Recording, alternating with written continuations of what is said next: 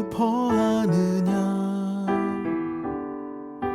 왜 걱정하느냐 무엇 두려워하느냐 아무 염려 말아라 그 어려움에도 그 아픔이 있어도 이제 아무 걱정하지 마 내가 널 붙들어 주리 내가 너와 항상 함께 하리라 내가 너를 지키리라 실망치 말고 나를 보아라 나는 너의 하나님이라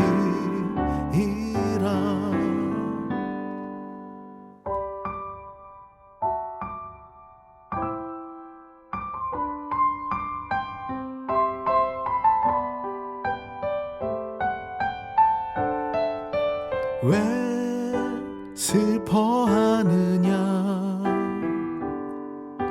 왜 걱정하느냐 무엇 두려워하느냐 아무 염려 말아라 그 어려움에도 큰 아픔이 있어도 이제 아무 걱정하지 마 내가 널 붙들어 주리 내가 너와 항상 함께 하리라 내가 너를 지키리라 실망치 말고 나를 보아라 나는 너의 하나님이라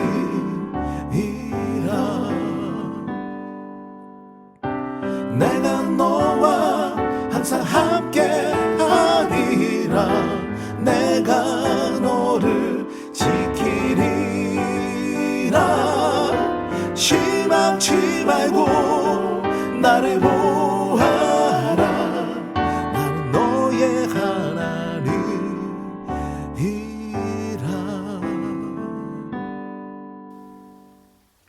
사랑하는 꿈찬 가족 여러분, 좋은 아침입니다. 벌써 9월 7일입니다. 오늘도 말씀으로 하루 멋지게 이겨내는 성도들 되시기를 예수 이름으로 축복합니다. 하나님의 말씀 창세기 41장 말씀인데요. 우리 토요일 주일 큐티가 없어서 중간에 좀 빠진 것 같은 느낌이 있지만 우리 성도들이 개인적으로 큐티 잘 따라오고 계시죠? 오늘은 월요일 분량을 우리 성도들과 함께 나누겠습니다. 41장 17절에서 36절까지 말씀 함께 보도록 하겠습니다. 바로가 요셉에게 말하였다.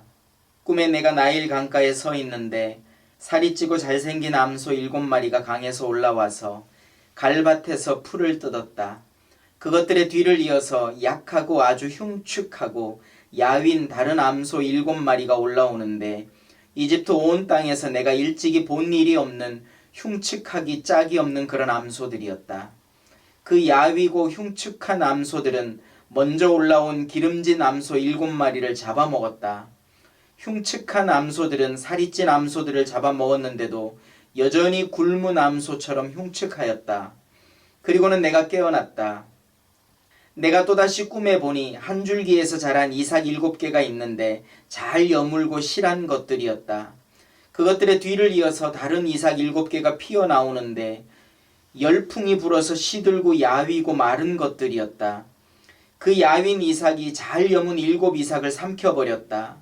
내가 이 꿈 이야기를 마술사와 현인들에게 들려주었지만 아무도 나에게 그 꿈을 해몽해 주지 못하였다. 요셉이 바로에게 말하였다. 임금님께서 2번 꾸신 꿈의 내용은 다 같은 것입니다. 임금님께서 장차 하셔야 할 일을 하나님이 보여주신 것입니다. 그 좋은 암소 7마리는 7해를 말하고 잘 여문 이삭 7개도 7해를 말하는 것입니다. 두 꿈이 다 같은 내용입니다. 뒤따라 나온 야위고 흉측한 암소 7마리나 열풍에 말라버린 쓸모없는 이삭 7개도 역시 7해를 말합니다. 이것들은 흉년 7해를 말하는 것입니다. 이제 제가 임금님께 말씀드린 바와 같이 임금님께서 앞으로 하셔야 할 일을 하나님이 보여주신 것입니다. 앞으로 올 7해 동안에는 온 이집트 땅에 큰 풍년이 들 것입니다. 그런데 곧 이어서 7해 동안 흉년이 들 것입니다. 그렇게 되면 이집트 땅에 언제 풍년이 있었더냐는 듯이 지나간 일을 다 잊어버리게 될 것입니다. 그리고 기근이 이 땅을 황폐하게 할 것입니다. 풍년이 든 다음에 오는 흉년은 너무나도 심하여서 이집트 땅에서는 아무도 그 전에 풍년이 든 일을 기억하지 못할 것입니다. 임금님께서 같은 꿈을 2번이나 거듭 꾸신 것은 하나님이 이 일을 하시기로 이미 결정하시고 그 일을 꼭 그대로 하시겠다는 것을 말씀해 주시는 것입니다. 이제 임금님께서는 명철하고 슬기로운 사람을 책임자로 세우셔서 이집트 땅을 다스리게 하시는 것이 좋을 듯 합니다. 임금님께서는 전국의 관리들을 임명하셔서 풍년이 계속되는 7해 동안에 이집트 땅에서 거둔 것의 5분의 1을 해마다 받아들이도록 하심이 좋을 듯 합니다. 앞으로 올 풍년에 그 관리들은 온갖 먹거리를 거두어 드리고 임금님의 권한 아래 각 성읍의 곡식을 갈무리하도록 하십시오. 이 먹거리는 이집트 땅에서 7해 동안 이어갈 흉년에 대비해서 그때에 이 나라 사람들이 먹을 수 있도록 갈무리해 두셔야 합니다. 그렇게 하시면 기근이 이 나라를 망하게 하지 못할 것입니다. 아멘. 창세기 41장 17절부터 36절까지 말씀을 새번역 성경으로 함께 보았습니다. 꿈의 해석과 조언, 이런 제목으로 말씀을 같이 나누겠습니다. 애굽 왕 바로가 꾸었던 그 꿈의 내용은 2가지 꿈이었고 같은 내용이었습니다.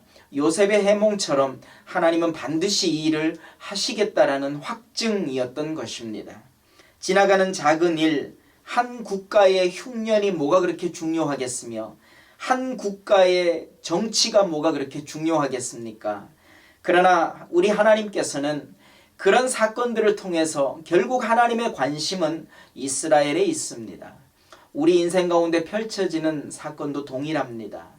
7년간의 처절한 흉년 기간 동안 그 이전 7년이 얼마나 풍성한 풍년의 시간이었는지 아무도 기억하지 못할 거라는 말씀, 너무나 새롭게 들려오지요. 바로 지금이 그렇지 않나 싶습니다.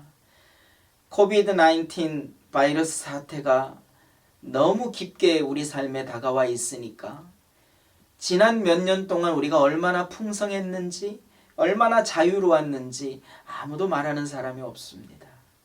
바로 이것이 긴 역사를 바라보는 우리 그리스도인들의 시선이 되어야 하지 않을까요? 오늘 본문 가운데 몇 가지 교훈을 살펴보십시다. 하나님은 하나님의 일을 행하십니다.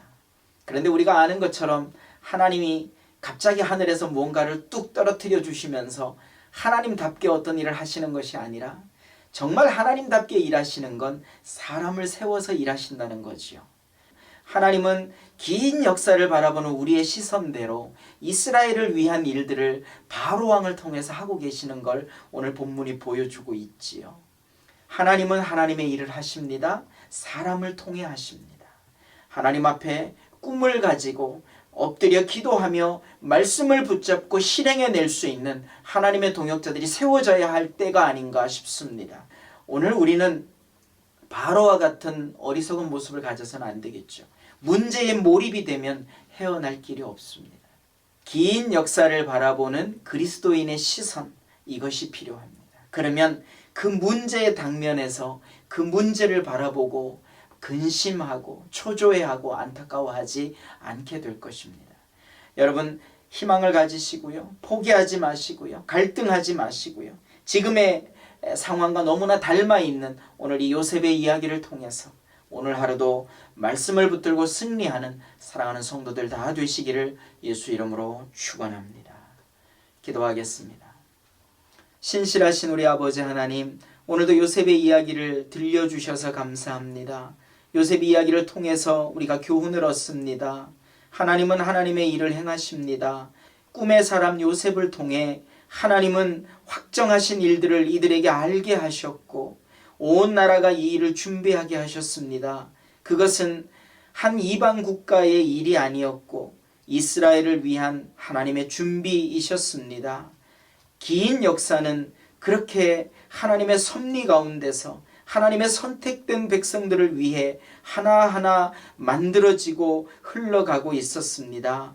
역사를 바라보는 우리의 시선이 달라지게 하시고 하나님의 섭리를 보게 하시고 일꾼으로 세워지는 저희들 되도록 인도해 주옵소서. 오늘도 말씀으로 승리하기를 원합니다. 무슨 일이 있어도 그 긴 역사의 오점으로 남는 하루가 되지 않기를 원합니다. 우리의 생각과 언어와 우리의 행동, 모든 만남과 대화 가운데 주님 주인 되시고 주님 이끌어 주시옵소서. 감사드리옵고 예수님의 이름으로 간절히 기도드립니다.